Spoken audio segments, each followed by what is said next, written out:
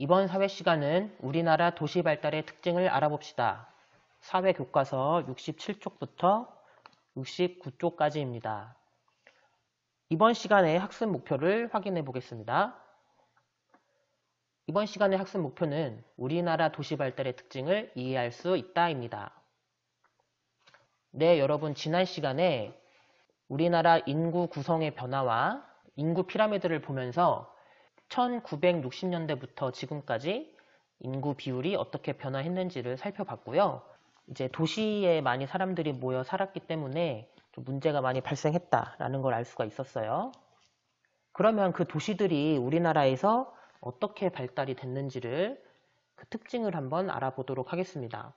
교과서에는 67쪽에 위성사진이 나와 있어요. 밤에 찍은 우리나라 위성사진. 교과서나 화면을 보면 여러분들 볼 수가 있는데 어떻습니까? 굉장히 밝게 빛나는 부분들이 있고 검은 부분은 빛이 없기 때문에 까맣게 보이는 거죠. 밤이라. 그럼 이 불빛이 뜻하는 게 뭘까요? 네, 여러분들 바로 알 수 있죠. 밝게 빛나는 부분은 도시 지역입니다.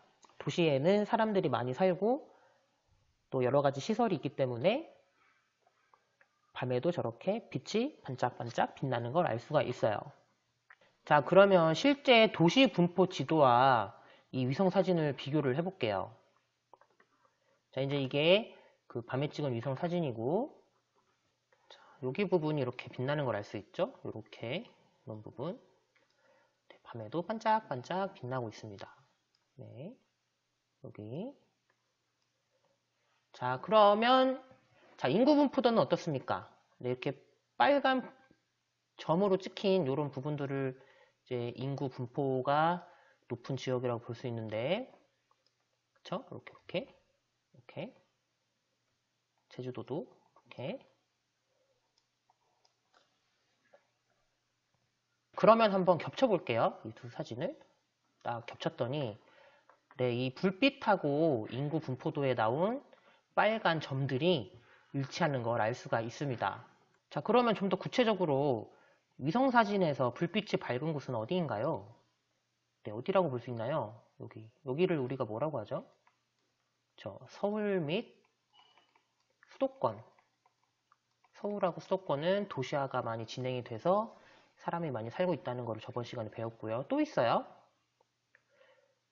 여기 부분.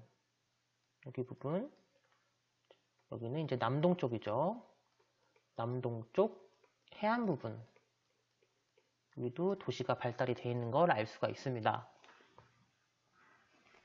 그리고 뭐 여기 대구라든지 대전이라든지 광주라든지 이런 대도시도 불빛이 환하게 비춰져 있는 것을 볼 수가 있고요. 어두운 곳은 어디인가요? 어두운 곳. 어두운 곳은 여기 강원도 쪽이랑 경상북도랑 이쪽 그리고 전라도 지방 이 가운데 충청북도 지방 이 부분은 어두워요. 이 부분은 어딜까요? 촌락이겠죠. 촌락. 상대적으로 촌락은 밤에 어둡다. 북한 어딨나요? 북한은 아예 보이질 않네. 우리나라가 지금 섬처럼 아예 이렇게 돼 있는데 북한 지역도 도시보다는 촌락 지역이 많기 때문에 북한 지방도 어둡게 나타난다. 근데 북한이라고 해서 도시가 아예 없는 건 아니죠. 평양 같은 곳은 굉장히 큰 도시입니다. 하지만 이제 북한은 전기가 넉넉하지 않아서 이렇게 밤에는 이렇게 어둡게 나타난다고 합니다. 넘겨서 68쪽. 자, 이제 그림을 보면 1960년대와 2015년 이렇게 비교를 하는 그 그림이 나오는데 이제 이게 우리나라 도시수와 도시별 인구의 변화를 나타내는 그림인데요. 확대를 해서 한번 볼게요. 자, 먼저 1960년대에는 먼저 이렇게 보면 일단 이렇게 동그랗게 표시한 지역, 이 지역이 이제 도시를 의미하는 거고요. 도시를 의미하는 거고. 근데 동그라미가 크기와 색깔이 다 다르죠? 자, 크기가 클수록 그리고 색깔이 이렇게 변할수록 그 도시의 인구가 많다는 걸 의미합니다. 그러니까 제일 큰 도시는 빨간색이고 제일 작은 도시는 보라색인데, 일단 1960년대에는 도시의 크기가 어떻습니까? 서울 보세요. 서울도 노란색이에요. 서울도 250만이 넘지 않습니다. 그쵸? 서울이랑 부산. 서울이 같은 색이지만 부산보단 동그라미가 크기 때문에 더 크다는 걸 알 수 있죠? 그런데 서울도 1960년대에는 250만을 넘지 않아요. 그리고 주변에 인천, 대전 이렇게 있고, 1960년에는 서울과 부산이 제일 크고, 그 다음 대구, 그 다음 인천, 광주, 대전, 이런 순으로 이제 도시들이 있습니다. 여기서 보면 노란색이 되면 일단 100만 명이 넘는다는 얘기예요. 그쵸? 그래서 대구는 100만 명이 안 돼요. 그래서 노란색이 안 됐어. 1960년대에는 서울이랑 부산 정도가 100만 명이 넘고 나머지는 100만 명 이하의 도시입니다. 그리고 수도권 보세요. 수도권에 100만 명이 넘는 도시 서울 하나 있고, 그 다음에 인천도 50만 명이 안 넘어요. 그죠? 50만 명이 안 넘고, 그다음에 수원 정도가 이제 도시라고 할 수 있는 딱 3개밖에 없습니다. 수도권에 도시라고 할 수 있는 곳들이 딱 3개밖에 없어요. 그쵸? 100만 명은 이렇게 2개 있고, 그래서 도시가 굉장히 적게 발달이 되어 있는 걸 알 수가 있습니다. 1960년대까지만 하더라도. 하지만 2015년을 보죠. 2015년 보십시오. 1960년과 비교했을 때 어때요? 일단 수도권 보세요. 수도권. 이거는 뭐 겹쳐가지고 다 보이지도 않습니다. 이 몇 개입니까 이게. 서울 보세요. 서울 빨갛죠? 서울도 엄청 커졌습니다. 인천 보세요. 인천이 몇 명이야 지금. 인천이 250만을 넘었네요. 주황색이죠. 주황색 250만에서 500만 명. 다음 대전도 옛날 부산보다 더 커졌습니다. 광주도 마찬가지고. 서울은 말할 것도 없고, 서울은 지금 너무 커서 빨간색이에요. 빨간색. 1000만 명 가까이 되는 큰 도시고, 경기도에 엄청나게 많은 도시들이 밀집해서 생겨났습니다. 다음 전국적으로 봤을 때 기존에 있던 도시들은 더 커졌고요. 부산, 대구, 대전, 광주 이런 곳은 더 커졌고, 1960년대에는 보이지 않던 도시들이 생겨났어요. 대표적으로 천안 같은 지역, 천안이나 세종, 창원이라든지 이런 곳들은 1960년대에는 없었으나 2015년 오늘날에는 큰 도시로 발달이 되었습니다. 네, 여러분들 교과서를 보시면 좀 더 정확하게 비교를 할 수가 있겠죠.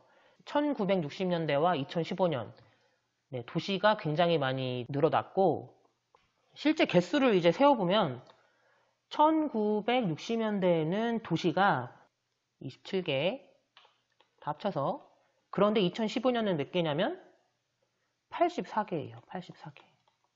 네, 굉장히 많이 늘어났죠. 네, 그러면 1960년대와 2015년을 비교했을 때 도시의 수가 가장 많이 늘어난 지역은 어딜까요? 네, 단연코 어디입니까? 수도권입니다. 수도권 지역. 저번 시간에 수도권에 우리나라 인구의 몇 프로가 산다? 50%가 산다고 했죠? 50%. 우리나라 인구의 절반이 살고 있어요. 그만큼 수도권에 도시가 많이 생겨났다. 또 그리고 어디도 많이 늘어났습니까? 충청권도 되게 많이 늘어났죠? 이 변화 보세요.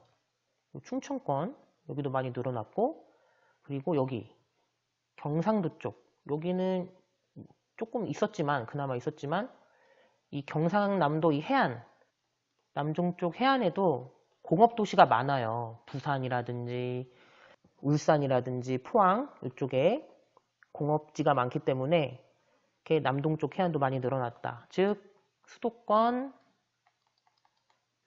여기는 굉장히 많이 늘어났고, 그 다음에 충청권, 수도권이랑 가까워서 그래요. 그 다음에 남동 쪽 해안, 이렇게 해서 이렇게 많이 늘어났다. 우리나라 도시들이. 즉 우리나라는 1960년 이후에 산업화가 계속되면서 지금 오늘날 수도권이나 충청권 또는 남동쪽 해안에 도시가 많이 발달했고 그곳에 인구가 많이 몰려서 살게 되었다. 그런데 저번 시간에 배웠듯이 도시화가 많이 진행이 되면 문제점이 생긴다고 그랬어요. 어떤 문제점이 생긴다고 그랬죠? 네, 뭐 주택이 부족하다든지 환경 오염이 된다든지 뭐 교통이 복잡하다든지 이러한 문제점이 생기기 때문에 이러한 너무 과밀화된, 즉 너무 많이 몰려 살고 있는 도시의 문제점을 해결하려고 1980년대 이후부터 신도시를 건설하게 됩니다. 신도시. 자, 신도시가 뭐냐면 대도시의 인구를 분산하기 위해 새롭게 건설된 도시를 우리는 신도시라고 부르는데, 그래서 경기도가 커진 이유도 그런 이유가 있는 거예요. 이렇게 서울에 너무 집중되다 보니까 이 서울에 있는 여러 가지 기능들을 분산을 시킨 거예요. 주변 근처로. 그렇다고 막 이렇게 막 너무 멀리 보낼 수는 없으니까 서울 주변으로 이렇게 분산을 시키다 보니까 서울 주변에 이렇게 따닥따닥 도시들이 생겨나게 되고 그 도시 또 주변에 또 도시가 생기고 그 주변에도 또 도시가 생기고 이렇게 돼서 뭐 마치 포도알처럼 이렇게 도시들이 생겨나게 되는 거죠. 그런데 이렇게 도시들을 분산을 시킬 때는 그 목적이 있습니다. 구체적인 목적. 먼저 여기 나와 있는 주거 기능. 이제 사람들이 이제 잠을 자야 되잖아요. 집에서. 사람들이 모여 살 수 있는 도시를, 즉 집을 지어서 사람들이 살 수 있는 도시들을 따로 만들어요. 그래서 주거 기능을 강화한 도시들을 만드는데 예를 들어 고양이라든지 부천, 안양, 군포, 성남 등은 이제 주거 기능을 목적으로 해서 만든 신도시고요. 교과서에 나옵니다. 그 다음에 행정 기능. 서울은 수도니까 여러 가지 행정 기능이 다 뭉쳐져 있죠. 요 행정 기능을 또 분리를 한 거예요. 과천이라든지, 과천에 그 청사 있죠? 과천이라든지 아니면 더 멀리 쭉 빼서 충청도 쪽에 세종이라든지, 여러분들 세종 알죠? 세종 자치시 새로 생긴 거. 행정 기능이 분리돼서 이제 청사가 오면 자연스럽게 사람들이 이렇게 따라올 거 아닙니까? 청사에서 일하고 있는. 그렇게 해서 분리를 시켰고, 또 공업 기능. 서울에 있는 그 공장 같은 거를 요 근처로 시흥이나 안산, 그래서 서울 주변부로 빼서 신도시를 건설하는 그런 움직임이 1980년대부터 시작이 됐다. 그래서 지금은 서울 주변에 이제 교과서에 나와 있지 않은 다른 신도시들도 굉장히 많습니다. 자, 사진으로 한번 볼까요? 자, 신도시란 무엇일까요? 대도시의 인구 감일, 교통체증, 주택난 등을 해결하기 위해 만든 도시인데 대도시 근처에 계획적으로 새로 만든 도시이다. 우리나라에서 찾아볼 수 있는 신도시의 건설 목적은 크게 세 가지인데, 첫 번째, 공업단지 조성에 따른 신도시. 환경오염이라든지 여러 가지 문제점이 있기 때문에 이런 공업단지를 여기저기 나눠서 만들었는데, 가장 대표적인 게 어디냐면 포항시의 포항제철소입니다. 포항 어디예요? 네, 여기죠, 여기. 자, 비교해 보세요. 1960년대랑. 네, 많이 커졌습니다. 그 다음에 경기도의 안산. 이건 서울 바로 밑에 있는 안산시. 다음 구미. 네, 구미도 여기 생겼죠? 네, 구미도 여기 생겼죠? 구미, 경상북도에. 여기 없었어요, 원래는. 없었는데 이렇게 생겼어요, 새로운 도시로. 그 다음에 창원입니다. 창원은 어딘가요? 네, 창원도 여기는 없었죠? 1960년대에는 도시가 아니었는데 이렇게 생겼습니다. 굉장히 큰 도시로 성장했어요. 공업단지를 유치함으로써 인구가 몰렸고 도시로 발전이 되었다. 그 다음에 여수도 있습니다. 여수가 어디냐면 전라도 쪽에 조그맣게 있었던 도시인데 성장을 했어요. 2015년에는 더 크게 성장을 해서 지금의 모습이 되었고요. 지금까지는 공업단지 조성에 따른 신도시였고, 자, 다른 목적이 또 있다고 했죠. 주택 부족 문제 해결을 위해서 신도시를 만들었다. 즉 이런 도시를 우리가 이제 다른 말로 베드타운이라고 합니다. 왜 베드타운이냐? 침대가 영어로 뭡니까, 여러분? 베드 아닙니까? 베드타운 해가지고 잠자는 도시다. 그러니까 도시가 이렇게 있으면, 중심지 서울이 있으면 서울 안은 집값이 어떻습니까? 여러분들도 요즘 뉴스나 이런 거 보면 알겠지만 집값이 너무 비싸니까 서울 안에서는 집을 못 구해요. 그러니까 어디로 나가는 거예요? 주변부로 이렇게 나가는 거죠. 주변으로 나가서 이렇게 집을 짓고 사람들이 살다가 이제 출퇴근을 하는 거죠. 이렇게 서울로. 근데 이제 아예 서울 주변에 야, 사람들 여기다가 이렇게 아파트 짓고 많이 사세요. 그래서 아예 그냥 신도시를 만들어 버려요. 사람들 살으라고. 그래서 대표적으로 어디가 있냐면 분당 신도시, 그다음에 산본도 서울 근처입니다. 그다음에 일산도 마찬가지고, 중동 신도시, 평촌 신도시. 이런 주택 부족 문제 해결을 위한 신도시들은 지금도 짓고 있습니다. 여러분들 서울 올라가실 때 보면 아파트 막 짓고 있는 거 보실 수 있을 거예요. 지금도 엄청 짓고 있어요, 아파트.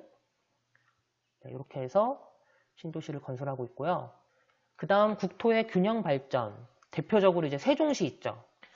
세종시는 이제 아까 봤듯이 행정 기능을 분산시키기 위해서 이제 만들어낸 겁니다. 그래서 10년 좀 넘었는데, 세종에 가면 정부 부처들이 굉장히 많이 있습니다. 그리고 그 주변에 아파트들도 굉장히 많아요. 이런 도시는 이제 수도권에 밀집되어 있는 기능들을 분산을 시켜서 국토의 균형 발전을 꾀하는 그런 도시들입니다. 서울에 너무 집중되어 있는 걸 떼서 다른 곳에 옮기면 그 옮긴 지역이 발전이 되니까 전체적으로 우리나라가 균형 발전이 된다. 세종 같은 곳이 이제 전국적으로 있습니다. 부산에도 있고, 대구에도 있고, 전북에도 있고, 서귀포에도 있고 등등. 자, 이런 식으로 해서 너무 도시가 발전을 해서 일어날 수 있는 문제점을 해결을 하고자 이렇게 신도시라는 걸 만들어서 우리나라 국토의 균형 발전을 꾀하고 있다. 네, 이번 시간 공부한 내용 정리를 해드리면, 자, 우리나라 도시 발달의 특징. 도시 발달의 특징. 첫 번째는 뭡니까? 1960년대 이후 도시가 발달을 했는데, 자, 어떻게 발전을 합니까? 서울하고 수도권, 그죠? 서울 수도권, 그 다음 남동 해안 지역, 쉽게 얘기해서 부산이죠, 부산 일대. 그러니까 이렇게 지도를 보면, 자, 여기 있는 서울 수도권 이쪽이 많이 발달을 했고, 그 다음 여기 남동 해안지역, 부산을 중심으로 한 이렇게 이제 발전을 했는데, 근데 이게 이제 1970년대부터 1980년대 이렇게 이제 이런 양상으로 발전을 했다면, 두 번째 1980년대 이후에는 뭐를 건설하기 시작했다? 신도시를 건설하기 시작했다. 신도시. 그죠? 그래서 신도시에는 우리가 세 가지 정도의 목적이 있다고 했어요. 뭐 주거도시, 그 다음에 공업도시, 다음 행정도시. 네, 이렇게 신도시를 건설하는 이유는 뭐다? 서울하고 수도권에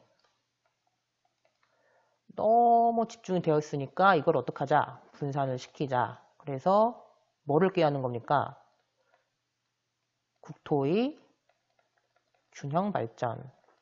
그러니까 서울이나 수도권 같은 큰 도시의 문제점도 해결하고, 그리고 국토의 또 발전이 덜 된 지역을 발전시킴으로써 국토의 균형 발전을 위해서 이렇게 신도시를 건설을 하고 있다. 이렇게까지만 여러분들 이번 시간 정리를 하시면 되겠습니다. 그럼 이만 이번 시간은 마치도록 하겠습니다. 감사합니다.